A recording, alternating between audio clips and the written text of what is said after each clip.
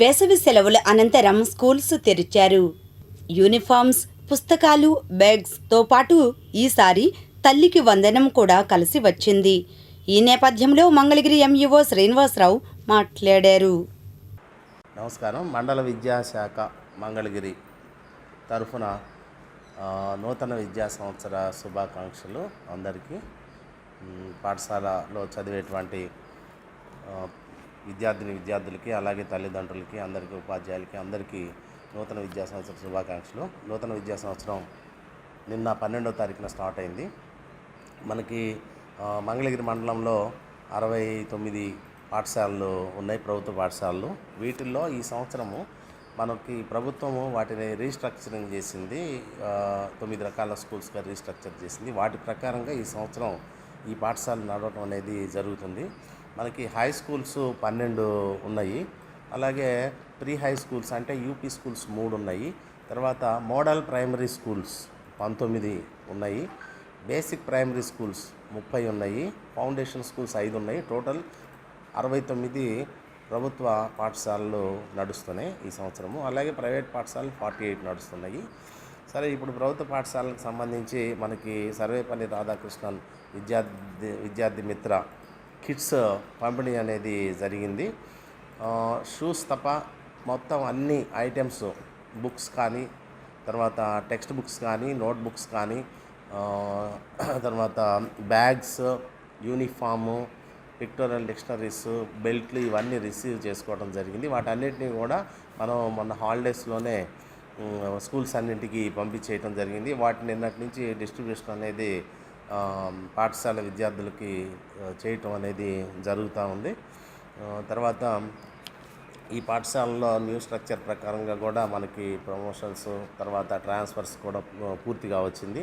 ప్రభుత్వ పాఠశాల అన్నింటిలో కూడా ఉపాధ్యాయులు పూర్తిగా అందరూ ఉంటారు ఈ విద్యా సంవత్సరం నుంచి. మోడల్ ప్రైమరీ స్కూల్స్లో 5 టీచర్లు, అంటే క్లాస్కి ఒక టీచర్ ఉంటారు. అలాగే బేసిక్ ప్రైమరీ స్కూల్స్, తర్వాత ఫౌండేషన్ స్కూల్స్లో కూడా మొత్తం అన్ని పోస్టులు కూడా ఫిలప్ అయిపోవడం అనేది జరుగుతుంది. ఎక్సెప్ట్ మున్సిపాలిటీలో కొన్ని పోస్టులు తప్ప మిగిలిన అన్నీ కూడా టోటల్గా ఫిలప్ అవడం అనేది జరుగుతుంది. తర్వాత నెక్స్ట్ ఈ ప్రైవేట్ స్కూల్స్ విషయం వచ్చేటప్పటికి, ప్రైవేట్ స్కూల్స్ అన్నీ కూడా కంపల్సరీగా రికగ్నిషన్ కలిగి ఉండాలి. రికగ్నిషన్ లేనటువంటి ప్రైవేట్ స్కూల్స్ ఇంకా గుర్తించలేదు మన దగ్గర. ఉన్నట్లయితే కనుక వాటిని క్లోజ్ చేయించడం అనేది జరుగుతుంది తప్పనిసరిగా. ప్రైవేట్ స్కూల్స్ నిబంధనల ప్రకారం ప్రైవేట్ స్కూల్స్ వాళ్ళు పాఠశాలను నిర్వహించాల్సిన అవసరం ఉంది.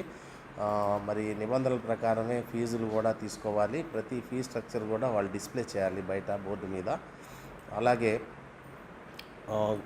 పుస్తకాలు కానీ, నోట్బుక్స్ కానీ, యూనిఫామ్ కానీ ఏ పాఠశాలలో కూడా అమ్మటానికి వీల్లేదు. ఒకవేళ అలాంటిది కనుక ఎక్కడైనా ఐడెంటిఫై చేసినట్లయితే తప్పనిసరిగా ఆ ప్రైవేట్ పాఠశాలకు షోకాజ్ నోటీసులు జారీ చేసి వాళ్ళ మీద చర్యలు తీసుకోవడం అనేది జరుగుతుంది. ఇంకా ఈ నిబంధనలను అతిక్రమించినట్లయితే పై అధికారులకు మనము రిపోర్ట్లు పంపడం జరుగుతుంది.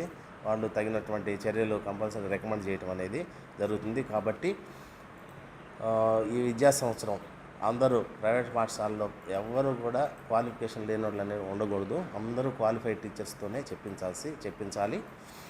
నిబంధనలన్నీ చక్కగా పాటించాలని నేను కోరుకుంటున్నాను. మరి ఈ ప్రైవేట్ పాఠశాలను కూడా మనం తనిఖీ చేయడం జరుగుతుంది. ఈ నెలలో, జూన్ నెలాఖరికి అన్ని మొత్తం పాఠశాలని, అన్ని ఫెసిలిటీస్ కావచ్చు, రికగ్నిషన్ కావచ్చు, టీచర్స్ కావచ్చు, అన్నీ వాళ్ళ యొక్క క్వాలిఫికేషన్స్ కావచ్చు, అన్నీ కూడా వెరిఫై చేయడం అనేది ఒకసారి జరుగుతుంది. ఈ విషయాన్ని దృష్టిలో పెట్టుకోండి. అలాగే పేరెంట్స్ని కూడా ఎవరు ప్రైవేట్ స్కూల్స్ వాళ్ళు ఇబ్బంది పెట్టద్దు. 12(1)C అనేటువంటి దాని కింద ఆర్టీ చట్టం ఉంది, రైట్ టు ఎడ్యుకేషన్ యాక్ట్ కింద 12(1)C సెక్షన్ కింద మన ఉచిత ప్రవేశాల కోసం అనేది అప్లై చేసుకోవడం, అలాట్మెంట్ కూడా జరిగింది.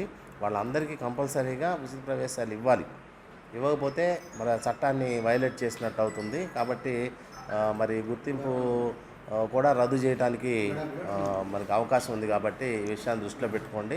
మనకి 1 or 2 స్కూల్స్ అలాంటి పరిస్థితి కంప్లైంట్స్ పేరెంట్స్ నుంచి వస్తున్నాయి. పేరెంట్స్ని టెన్షన్ పెట్టడము, పేరెంట్స్ని ఇబ్బంది పెట్టడము, వాళ్ళని అయోమయానికి గురి చేయడం అనేది ఎట్టి పరిస్థితుల్లో చేయకండి.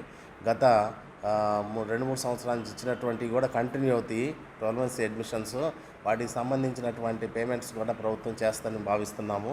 ఈ సంవత్సరం కూడా పేమెంట్ చేస్తుంది, దాని గైడ్లైన్స్లో కూడా ఇచ్చారు. కాబట్టి తప్పనిసరిగా ప్రైవేట్ స్కూల్స్ వాళ్ళు ఎవరు ఇబ్బంది పెట్టద్దు. ఇబ్బంది పెడితే మాత్రం కంపల్సరీగా చర్యలు తీసుకుంటాం. ఇప్పటికే 2-3 స్కూళ్ళకి డిఈఓ గారు నోటీసులు జారీ చేయడం అనేది జరిగింది. సో మేము అందరూ కూడా చక్కగా హ్యాపీగా ప్రైవేట్ స్కూల్స్, గవర్నమెంట్ స్కూల్స్ పిల్లల కోసం పనిచేస్తాం. కాబట్టి అందరం చక్కగా వాళ్ళ అభివృద్ధి కోసం కంపల్సరీగా పనిచేయాలి. పేరెంట్స్ అందరూ ప్రతి ఒక్కళ్ళు మాకు విద్యాశాఖ సహకరించాల్సిందిగా కోరుకుంటున్నాను. మరి